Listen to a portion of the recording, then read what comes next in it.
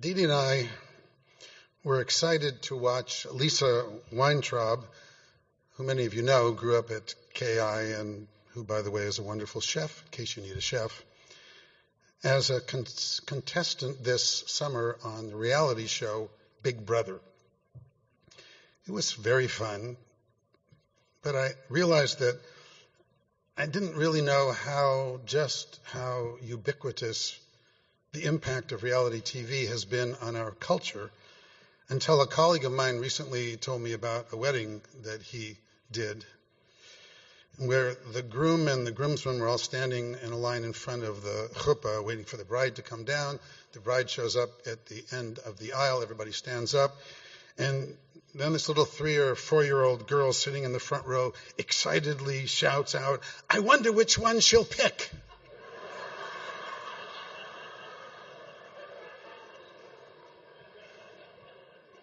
It's clean, right? All right. Story number 2. So a new business was opening, and one of the owner's friends wanted to, congratulate his friend and send flowers. And when the flowers arrived at the new business site, the owner read the card. It said simply, "Rest in peace." Rest in peace? What the hell, said the guy who received the flowers. So he called up the florist to complain and told him about the obvious mistake and how upset he was. And the florist said, "Look, I'm really sorry, sir, for the mistake.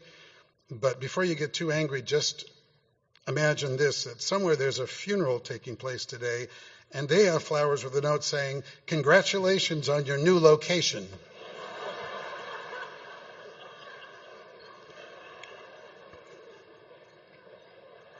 Also clean, right? Just checking.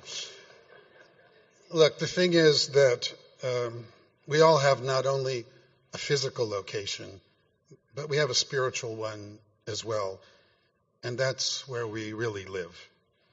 And that has been a tough, unexpected, and disturbing location for all of us this year. It increasingly feels like the world as we knew it is falling apart. And the traditional liberal values of democracy and peaceful transition of power and the free exchange of ideas is more and more under attack and discarded by a sharp turn to authoritarianism across the globe. Just a few weeks ago, for the first time since the Holocaust, a far-right party won a state election in Germany. And a dictator who didn't win in Venezuela, as you I'm sure know, simply declared himself that he was the winner and arrested his political opponent who had actually won. And here in our own country, well, I don't dare enumerate. And sadly, it goes without saying that this has been one of the most painful, shocking, depressing years in recent modern history for Jews throughout the world. The horror and brutality of October 7th was followed by a profound feeling of abandonment by those we thought were allies in almost every walk of life. The shock of confronting the same ancient and evidently ever-present lies and libels, total misrepresentations of Judaism, Jewish values, and the very foundation of Jewish history itself by more enemies than we can even count, has sent us all spiraling into despair. And our college students are feeling terrorized on virtually every campus in America. And even though I'm not going there tonight, the anger we feel, the depression we experience, the frustration we all feel still form the underlying context in which everything we talk about resides, even the joys and celebrations of our lives. But it's Rosh Hashanah, it's the new year. So tonight I want to share with you my formula for the antidote to anger, and the antidote to depression, and the antidote to frustration. So let me start this way. This year, Dee Dee and I celebrated 2 major milestones. First, we both turned 75. I know, really. 75. 3/4 of a century old. Terrifying. And second, we celebrated our 40th anniversary. Yes, still together. Thank you. Very sweet. And it made me think of that Yiddish proverb that I can never pronounce correctly, but you're left with me. De Liebe ist süß, nur sie ist gut mit Lückchen. Meaning, love is great, but it's better with noodles. Especially for me, ever since that prostate cancer thing, I've been a vegan, so it works well for me. Some famous guru once said that the teachers we need most are the people we are living with right now. For me, obviously, Didi. So here's the first lesson. To celebrate our 40th anniversary, we went on a cruise from Buenos Aires to Miami that stopped in various small towns along the way in Brazil. And over and over and over again, we were warned before we got off the ship at every port to watch out for little kids on the street, because there were lots of little pickpockets and thieves whose parents sent them out to beguile tourists and steal purses and wallets or any money they could wheedle out of you with pathetic or tear-filled begging. So there we were, visiting the town of Salvador, Brazil. It was hot and humid and altogether not that pleasant to begin with, and to visit the, quote, local indoor market, we had to walk quite a ways, which frankly made us a bit grumpier than usual as well. So, of course, sure enough, there he was, this little beggar boy, following us down the street, rattling off in Portuguese, which, of course, meant nothing to us, gesturing toward his mouth and toward his stomach, and that like he was hungry, and then holding out his hand, and then pulling on us as well, and not leaving us alone. Now, if it's ever happened to you while traveling, you know just how frustrating and irritating it can be, and you just can't seem to get away. Naturally, I kept saying, let's just ignore him. But alas, I was, after all, traveling with Didi. And Didi is Didi. If you've ever seen her even in the Palisades, it takes about an hour to cross the street with her, because she simply stops for everyone and gives them her undivided attention for as long as they keep talking. So, in the middle of the street in Salvador, Brazil, she stopped, turned around and opened her purse, started to reach in, first to give him a little pullback card, which she always carries with her, just in case she runs into some kid anywhere in the world, and then to give him some money. But instead of reaching for the money, the little beggar boy shook his head and pointed across the street to a store, and then started pulling Didi into the store, and obviously me along with him. Now we were in a store filled with, the usual pharmacy-type stuff, and lots of shelves of candy and chips and sodas and other goodies. So Didi pointed to all this stuff and tried to figure out what this little kid wanted. But he was a little man with a plan. With that, he ran over to a shelf on the far side of the store, grabbed something, and hugged it to his body so that it took us a minute to even figure out what he was holding. When we finally recognized it, it turned out it was a large box of baby formula. That's right, baby formula. And then he went like this, pointed to the baby, pointed to the formula, pointed out the window, totally ignoring the candy and the snacks and the chips and the sodas or anything else in the entire store. Baby formula was the only thing that he wanted us to buy. And when we bought it, he grabbed our hands in gratitude and ran off with the formula, clearly in a hurry to feed not himself, but a baby, presumably a baby brother or sister, as if this little kid had become the man of the family, the provider of the family at maybe 10 years old.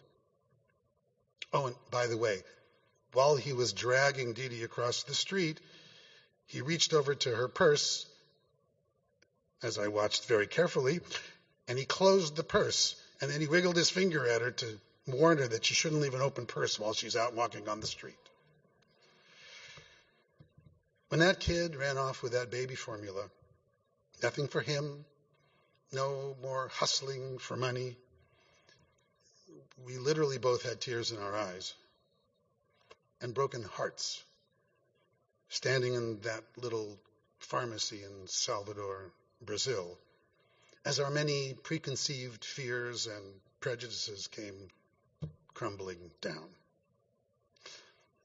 As we stood there, shaking our heads with the tragic poignancy of it all, Dee Dee was, of course, thinking about what else we could have done for that little boy. And I was thinking about the Talmud. What can I say? I'm a rabbi. But you've all heard it anyway. One of the most famous comments in the Talmud, the commentary at Genesis that says God created the world with one person so that no one can say, my ancestors are better than yours. And the rabbinic commentary that follows immediately after that says, therefore, one who destroys one life is as if you destroyed an entire world, and one who saves one life is as if you saved an entire world. Well, there was that one little life, that one little world. Him and his baby brother or sister, which then reminded us of that famous starfish story that everybody knows about, with the guy on the shore throwing starfish into the sea with the great punchline that says, it makes a difference to this one. Maybe that is the real lesson for all of us, not just tonight, but all the time. It makes a difference to this one. Because really, every one of us is this one. Every person you meet, the ones you love, the ones who irritate you, the ones who are voting for whomever, are this one too. Focus on, 8 billion people in the world? That's impossible. You realize that just 1 billion is 1,000 million. So 8 billion people is 8,000 million people. And we Jews, better than almost anyone on the planet, know the truth that size really doesn't matter. After all, what are we, maybe 15 million in the world, in the midst of 8,000 million? And we know with great pride what we have accomplished with our tiny, tiny, almost non-existent number of people. So that day with that little kid was, for me, Dee Dee lesson number 1. Making a difference in one person's life really is what really matters. It sure did to him. And number 2, you will never know what someone else is actually thinking or wants unless you ask. None of us can read minds, even though we act as if we really know the mind, the heart, the soul of others, especially those with whom we don't agree, simply by how they look or how they act. I will never forget that little kid and the responsibility that he took for his baby brother or sister, and my own instant negative assumptions and judgments about him. How quick we are to judge the intentions, the thoughts, the desires, even the dreams of others. What better Rosh Hashanah lesson could there be than that as well, especially this year? Perhaps that's why some of the greatest high holiday advice ever given is actually found in the words of a famous Christian writer, Henry James, who famously wrote, 3 things in human life are important. The first is to be kind. The second is to be kind. The third is to be kind. It's like that powerful Malayan proverb, one can pay back the loan of gold, but one dies forever in debt to those who are kind. Wouldn't it be shocking if the true antidote to anger, the true antidote to frustration, the true antidote to depression was as simple as kindness. How do you show up as your best version? Kindness. It's so obvious. I don't have to tell you. You let someone in your lane on the freeway or coming down Chautauqua. You let the person with 2 or 3 things in their hand standing behind you in line at Gelson's go in front of you when your cart is full. You go for a walk with a friend who is struggling or alone. You bring food to someone who is sick. Maybe you see something really cute with the initials of someone you know and you buy it and surprise them with it as a gift. Or you write a note to someone who's grieving, or you put a quarter in someone's meter, or give the most precious gift you have, your time, to someone, and 100 other ways to simply be kind. So this year, my fantasy is that we enlist a few influencers and create a kindness treasure hunt. You know, the Talmud says that every day is a blessing treasure hunt. You're supposed to find 100 blessings every day. So just to make it easy, our kindness treasure hunt, just find 1 kindness a day. Years ago, when I wrote my parenting book, Children of Character, Leading Your Children to Ethical Choices in Everyday Life, I used to do a lot of parenting workshops. And at those workshops, I used to say, I can summarize this whole book in 1 sentence, which meant that nobody had to go out and buy it. But the 1 sentence was, be the kind of adult you want your children to grow up to be. Well, perhaps that's pretty much what the kindness treasure hunt's all about as well. It's be the kind of person you want your children to admire and grow up to emulate. You may remember a famous psychology experiment about putting a rat in a maze and a piece of cheese in some very complicated end of the maze and the route, and the rat will eventually find the cheese. And then the next time you put the rat in the maze, it'll zip right to that place again and zip right to that place every time. And if you take the cheese away and put it somewhere else, the rat will zip right to the same place, and be frustrated and confused. Zip again the next time, finding that the cheese isn't there. But the question is, how many times do you think that rat will keep running down that same path once the rat realizes that the cheese only used to be there? Maybe 3 times. After that, they'll never go down that route again, but will explore any other route until they finally find the cheese again. But that really wasn't the point of the experiment. The point was, if you put a man in a similar maze, and he eventually figured out how to find the cheese, and then you move that cheese somewhere else, the man will keep going down that same route over and over and over and over again until he drops from exhaustion and never find the cheese again. Why? Because he knows, I found the cheese right here before. So if I keep going down the same path, I'm positive that eventually that cheese will show up again. Of course, we all call that the very definition of insanity, doing the same thing over and over and expecting a different result. And yes, that really is the point. We humans, for all our brains and our memories and our opposable thumbs, are not even as smart as rats when it comes to finding the cheese. That is, when it comes to finding what really matters in life. Every single day, the quality of every relationship that you have with your friends, with your spouse, with your partner at home or work, children, boss, subordinate, strangers standing next to you in line, people that you love to be with, and those you'd prefer to avoid. It's all in your power. I always remember what Louise Hay once taught, which is no one actually has any power over you because you are the only thinker in your mind. We all choose who we are by the choices we make every day to do the right thing or not, even if the entire rest of the world seems to have gone crazy and everyone around us seems to have forgotten what really matters. Because in spite of sometimes being dumber than rats, what makes us human is our infinite capacity for faith in ourselves and in the future. We face tragedy, whether communal or personal, and we go on. We pick up the sometimes shattered pieces of our lives.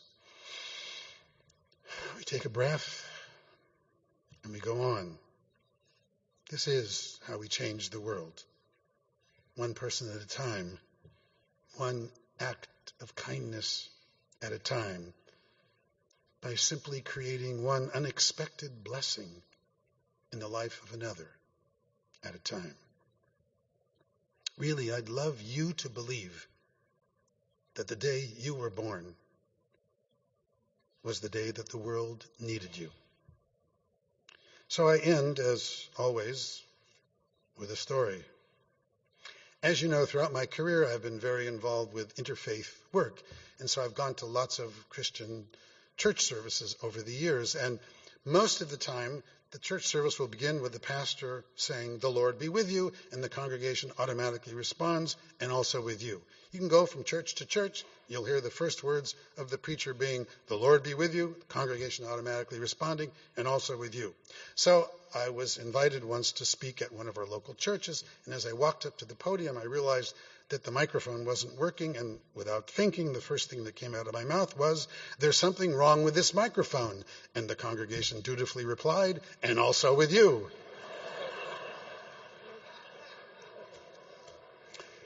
Probably, but this Rosh Hashanah, I know one thing for sure, that what you say and what you do and who you are matters, makes a difference to everyone.